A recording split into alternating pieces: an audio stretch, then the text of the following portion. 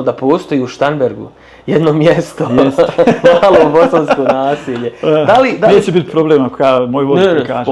Ti si vlasnik svega ovdje što se oko nas okružuje, tako da slobodno. Da li ti se jave neki ljudi bez da imaju neku potrebu za saradnjom ili nešto opet kasnije, nego čisto onako da te pitaju kako si iz tih vremena od prije 10 godina? Pa ima dosta. Na svemu treba biti zahvalan. Prije svega zahvalan. Za sve što sam doživio, ja sam zahvalan.